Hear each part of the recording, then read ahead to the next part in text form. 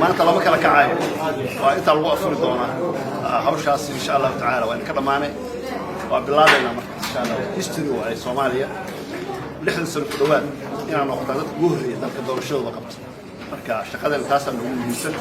qaranku aan ugu aaminay waan qaban doonaa insha Allah taala guddiga madaxa bannaan ee doorashooyinka qaranka iyo suudimaha ayaa tababar u soo xidhay in ka badan 60 shaqaale ah oo ka tirsan guddiga doorashooyinka kuwaasoo noqon doona howlwadeennada bixin doona tababarrada diiwaangelinta codbixiyaasha doorashooyinka qaranka ee laga qaban doono dalka tababarkan oo soo socday 2 maalmood ee la soo dhaafay waxaa bixinaya khuburo aqoon u leh diiwaangelinta iyo doorashooyinka iyagoo shaqaalaha guddigana barayay habka iyo hannaanka loo maro diiwaangelinta codbixiyaasha doorashooyinka tooska guddoomiyaha guddiga madaxa bannaan ee doorashooyinka qaranka iyo suudimaha cabdikariin axmed xasan oo tababarkan soo xidhay ayaa howlwadeennada guddiga doorashooyinka qaranka ee tababarka loo soo xidhay ku booriyey in ay u diyaargaroobaan shaqada adag ee laga sugayo guddiga doorashooyinka qaranka maanta waxaa noo xirmay qaybtii hore dadkii noqon lahaa tababarayaasha dadka ka shaqayn lahaa diiwaangelinta codbixiyaasha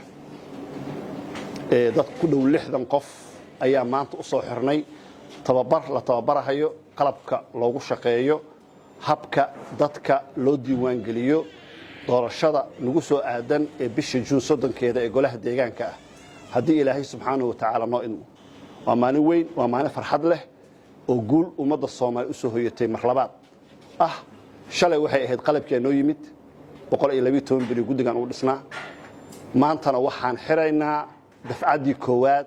macallimiintii tareen gareyn lahayd shaqaalihii dadka diiwaan gelin lahaa waa maalin weyn insha Allah taala meediyuhuna waxaan rabnaa insha Allah taala inaan u yeerno mar walba oo aanu sameynayno dhacdooyin noocan oo kala ah waa dafcadii koowaad waxa ku xigi doonta mid labaad iyo mid saddexaad oo dadkaas isku diyaarin doona inay macallimiin u noqdaan shaqaalaha tareen gareyn doona ama qaban doona ee diiwaan gelin dadweynaha insha Allah taala dalkan Soomaaliya la yiraahdo wadankeena ah wuxuu u jihaysta doorasho qof iyo coda mar haddaan qalabkiina hayno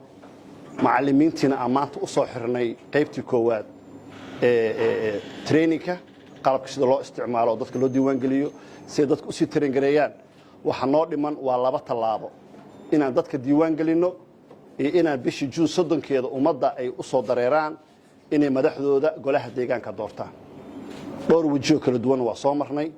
waa talaabo weyn oo shacbiga Soomaaliya soo hoyatay waxa fariintan uga faa'iideysanayaa dhammaan ummadda Soomaaliyeed meel kasta joogaan inay isku diyaariyaan inay la gaaray xilligii ay codkooda dhiiman lahaayeen xilligii qof walba qofka asaga uu arko inuu matali karo uu dooran lahaa waa soo xirmay albaabkii ahaa in ay madax iska timaado aanan cid ay u yihiin damaanad aysan jirin guddigaanu shaqadii loo igmaday oo qaranka Soomaaliyeed u igmaday oo ahayd in shacbiga Soomaaliyeed lagu celiyo awoodda gacantooda ah 2 istaab aan uga dhiman inaan dadkii diiwaan gelino iyo dadkii inay codeeyaan wax allaale wixii loo baahnaa oo adkaa oo dhan waa soo dhaafnay